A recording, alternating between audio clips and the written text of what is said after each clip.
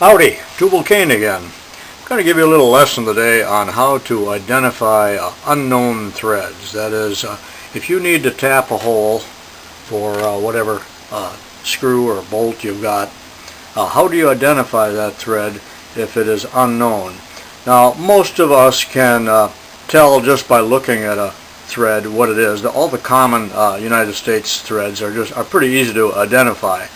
Now, if it's off of a foreign piece of machinery or a foreign car or truck, then we got to suspect a metric. But to start with, if you need to buy another bolt or a tap or something, I can go down to my local Ace Hardware store, and there's a clerk there, a lady with a mustache, and she knows about as much threads about threads as anyone, and can identify a lot of threads. But at home, we run across some threads that we're not sure what they are.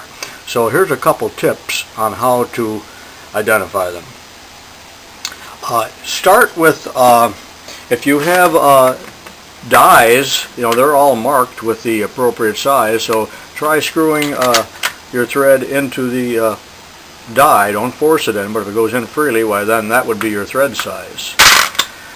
There are various thread finders, like this one from Brownells.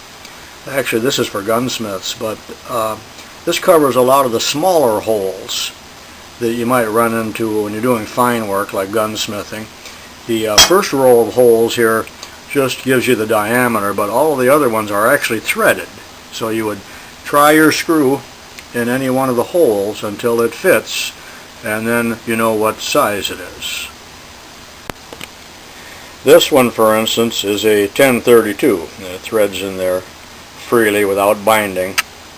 And then there are other kinds of thread finders. If you go to the hardware store, sometimes you'll find one of these right there on the rack, or back by the plumbing department they have one of these to help identify some of the weird plumbing threads that you might run into. But we're talking more about regular machine screw threads right now. Now here's another thread finder. This is by Snap-on, and this is strictly metric. I had one of these, it was green in color, that was for regular American threads. I don't know what happened to it. But all you got to do here is stick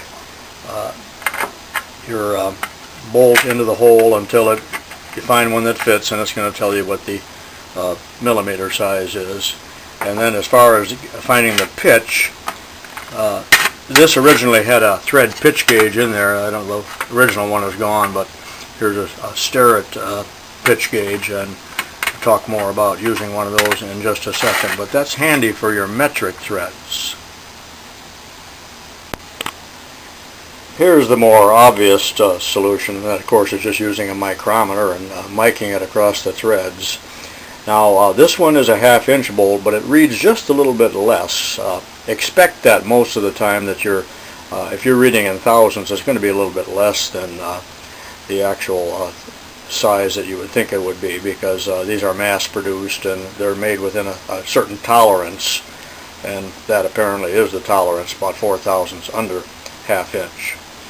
Another way that I like real well is with the digital micrometer, or digital calipers rather. I'll turn that on. I'm not sure if that shows up or not, but go ahead and measure your thread with this, and then if it falls in between and it seems like a weird dimension, I like to shift it into millimeter. Is that going to show up? And then you might find that it's a millimeter dimension, which makes it metric.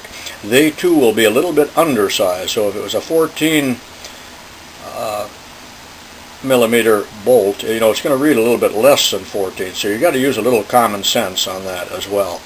But switching between English and metric will help you with your dial calipers.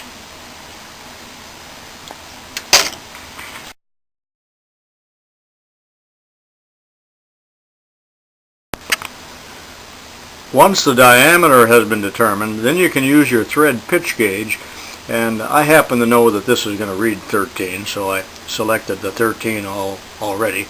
But we've got a series of leaves here showing different pitches, and each one has a number on it.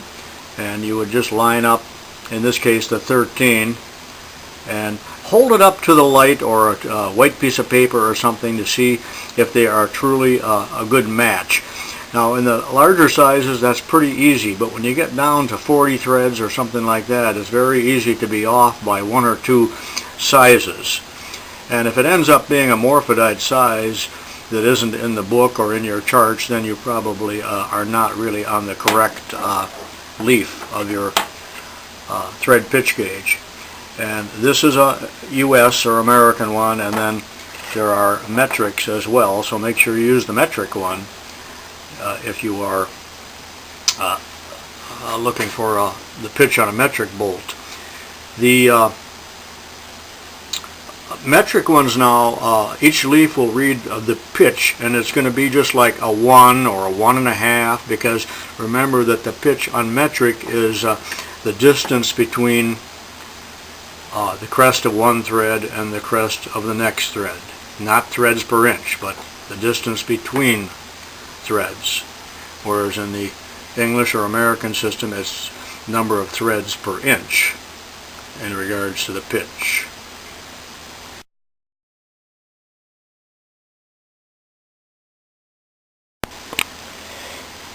If you're trying to identify a really tiny thread, not like the one in my hands, but one that you might find in an instrument or a clock, or the tiny screw that goes in your eyeglass hinge, an optical comparator would work. But that's a $5,000 machine that you're going to see in factory, certainly not at home. But some of you may know what I'm talking about. I'm not going to really talk about that now, but you might find something else on the on YouTube that would explain that.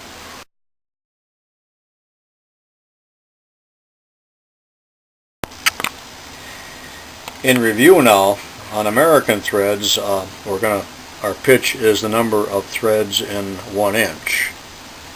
In metric, the pitch is the distance from one thread to the other.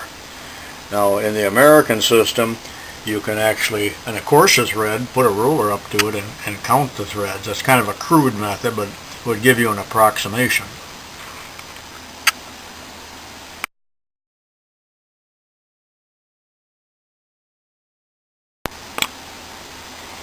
I'm not sure I've emphasized the importance of metric threads. I've kind of brushed over that, but really the majority of the world is on the metric system. It is we here in America that are the Morphodites. But here again is this complete set of metric taps and dies, and there's charts here, and sometimes you could just match up your foreign thread with these. Now when I say foreign thread, General Motors and Caterpillar and all of the multinational countries have really been on the metric system for quite a while, and you'll notice that in regards to what wrenches you need when you work on them. But right now we're talking about metric threads, and the whole metric system makes a lot more sense if you understand it than the American system. In fact, if you grew up on this, you would think that the Americans are crazy, because it just doesn't make sense. Where with the metric system, we're talking about usually an even number of millimeters, like 10 millimeters, and then maybe a pitch of 1.5. And if you look on this chart, you'll see that, I don't think that's going to show up, but 10 millimeter comes in a coarse and a fine, and one of them is 1.25 pitch and the other is 1.50. So it's a wonderful system, and most of the world is on it. But in all of the work I do here in my own basement shop, it really is the English system. A little ashamed of that, but that's what I grew up on. I hope this little lesson on identifying threads has been helpful to you.